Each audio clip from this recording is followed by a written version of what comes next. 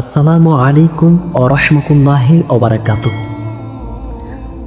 আপনি জানেন না কখন আপনার জান কবজ হবে। আপনি জানেন না প্রিয় ভাই আমার, আপনার কখন মৃত্যু হবে। আপনি জানেন না কখন আপনার সামনে মালাকুল মাউত আজরাইল আলাইহিস সালাতু ওয়াস সালাম হাজির হয়ে যায়। আপনি যদি জান্নাতের সুসংবাদ পেতে চান তাহলে আপনাকে একটি সূরা আমল করতে হবে, আর সেই সূরাটি হলো সূরা ইয়াসিন, যে সূরা মানুষকে মৃত্যুর পর জান্নাতের সুসংবাদ দেয়। সুবহানাল্লাহ ওয়া বিহামদিহি।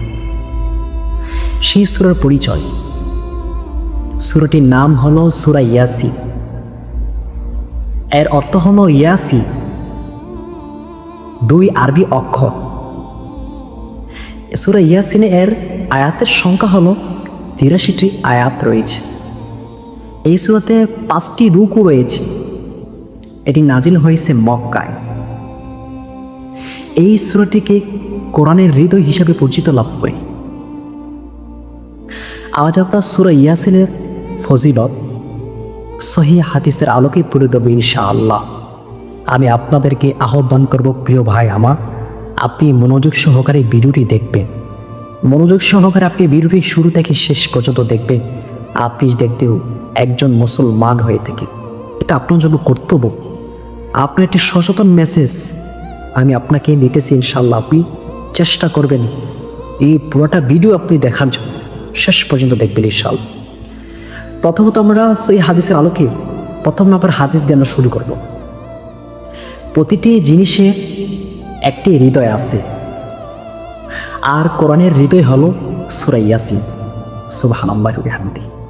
যেভাবে আমাদের শরীরে হৃদয় না থাকলে জীবন চলে না, ঠিক সেভাবেই কোরআনের প্রাণ হলো সূরা ইয়াসিন। যার হৃদয়ে সূরা ইয়াসিন আছে তার জন্য আখিরাত সহজ, তার জন্য আখিরাত উজ্জ্বল। ২ নম্বর হাদিস, তোমরা তোমাদের মৃত ব্যক্তিদের জন্য কি সূরা ইয়াসিন পাঠ করো। মৃত্যুর সময় যখন চোখ বন্ধ হয়ে যায়, চারপাশে কান্না কিন্তু ভেতরে একা, তখন এই সূরার প্রতিটি আয়াত আপনার আত্মাকে শান্তি দেবে, আপনার আত্মাকে প্রশান্ত করবে, আপনাকে জান্নাতের সুসংবাদ হিসেবে আপনাকে ঘোষণা করবে। সুবহানাল্লাহি ওয়া বিহামদিহি। প্রিয় ভাই আমার, ৩ নম্বর হাদিস, আল্লাহ রাসূল সাল্লাল্লাহু আলাইহি ওয়াসাল্লাম তিনি কি এই সূরা ইয়াসিন পাঠ করতেন। তিনি বললেন, যে ব্যক্তি সূরা ইয়াসিন পাঠ করবে তার জন্য জান্নাতের সুসংবাদ দেওয়া হবে, ইভেন তাকে তার গুনাহও মাফ করে দেওয়া হবে। আল্লাহু আকবার। সুবহানাল্লাহি ওয়া বিহামদিহি। আপনি চিন্তা করেন প্রিয় ভাই আমার, আপনি চিন্তা করেছেন যে ব্যক্তি সূরা ইয়াসিন পাঠ করবা সে আল্লাহ তাআলার স্বয়ংকে সন্তুষ্টি অর্জন করবে, ইভেন আল্লাহ তাআলা তার গুনাহ মাফ করে দেন। প্রিয় ভাই আমার, আপনি জানেন না আপনার আমার কোন দিনটা শেষ দিন। তাই আমরা আজ থেকে সিদ্ধান্ত নেব সূরা ইয়াসিনকে আমাদের জীবনের সঙ্গী বানিয়ে নিব, আমাদের জীবনের একটি অংশ বানিয়ে নিব, যে অংশ আপনার আমার কাজে আসবে পরকালে। প্রিয় ভাই আমার, আমি আপনাদেরকে আল্লাহর ওয়াস্তে দোহাই দিয়ে বলতেছি, আপনি ভিডিওটি মনোযোগ সহকারে দেখবেন। প্রিয় ভাই আমার, আপনার কাজে আসবে ইনশাআল্লাহ। আমি কথা দিলাম আপনার কাজে আসবে ইনশাআল্লাহ। ইভেন আপনি যদি আমল করেন, আপনার আমার হায়াত একদম নির্ধারিত। প্রিয় ভাই, কেমন নির্ধারিত? হাদিস শরীফে এসেছে দুনিয়ার ৪০ বছর, আখিরাতের মাত্র ১ সেকেন্ড।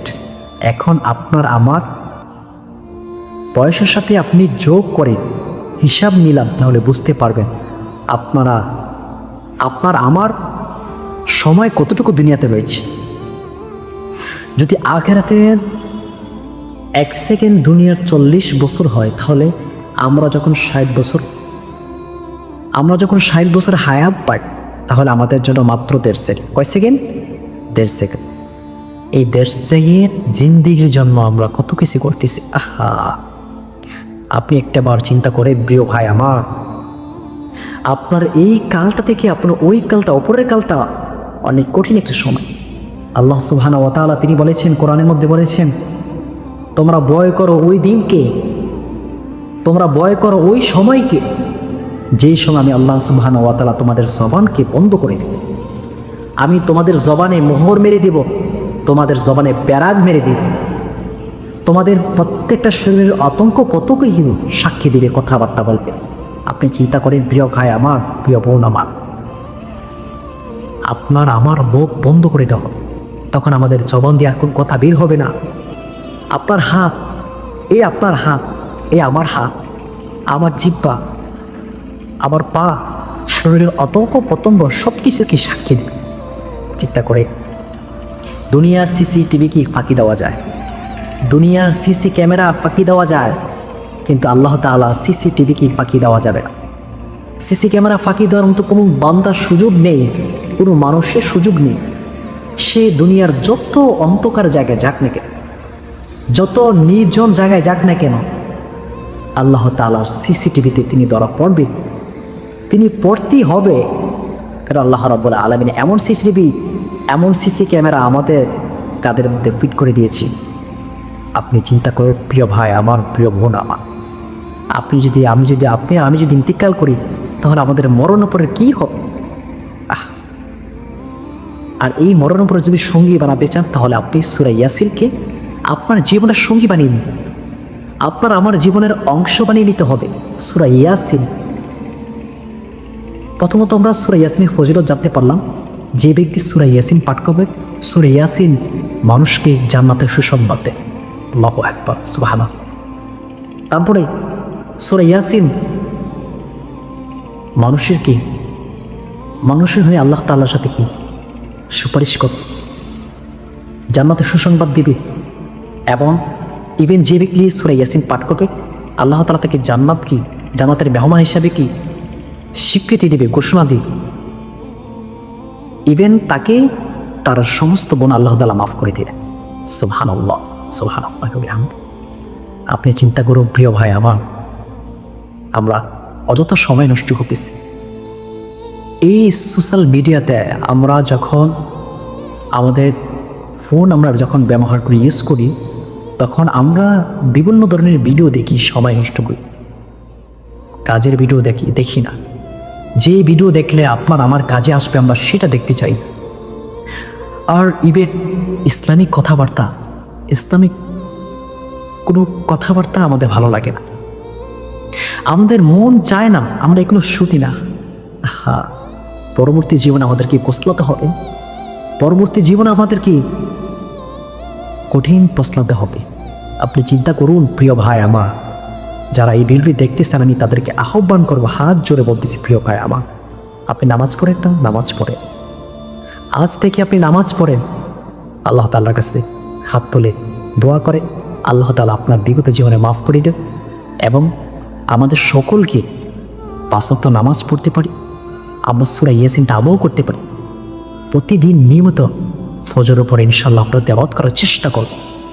আপনি 5 আয়াত করে আস্তে আস্তে তেলাওয়াত করতে করতে আপনার একটা আয়ত্ত হয়ে যাবে। সূরা ইয়াসিনটা ছাড়বেন না প্রিয় ভাই আমার, প্রিয় বোন আমার। আপনি যত ব্যস্ত থাকেন না কেন, 5 মিনিট সময় নিয়ে সূরা ইয়াসিনটা পাঠ করেন, ইনশাআল্লাহ আপনি জান্নাতে সুসংবাদ প্রাপ্ত মহিলা হবে। আপনি সূরা ইয়াসিনটা পাঠ করে প্রতিদিন নিয়মিত ইনশাআল্লাহ আল্লাহ রাব্বুল আলামিন আপনাকে জান্নাতে সুসংবাদ প্রাপ্ত পুরুষ হিসাবে ঘোষণা দেন। তাহলে আবার অনেকেই সূরা ফজরত জানেন। আজকে আমি আপনাদেরকে এই সূরা ইয়াসিন এর ফজরত তুলে ধরলাম। সূরার পরিচয় মাত্র 30টা আয়াত। এই সূরাতে 5টি রুকু রয়েছে। ইভেন এই সূরাটিকে আল্লাহ রাব্বুল আলামিন ঘোষণা দিয়েছেন কোরআনের হৃদয়, মানে আমাদের একটা যে আত্মা, আমাদের একটা প্রাণ, এই প্রাণটা আল্লাহ রাব্বুল আলামিন যে সূরা ইয়াসিন হলো কোরআনের প্রাণ। তাহলে এই প্রাণ যদি আমরা সংগ্রহ করতে চাই, আমাদেরকে আমল করতে হবে। ইভেন আমাদেরকে বেশি বেশি আমল করতে হলে সূরা ইয়াসিন পাঠ করতে হবে। আমি আপনাদেরকে আহ্বান করবো প্রিয় ভাই আমার, প্রিয় বোন আমার, আপনি ফিরে আসুন আল্লাহ তাআলার দিকে।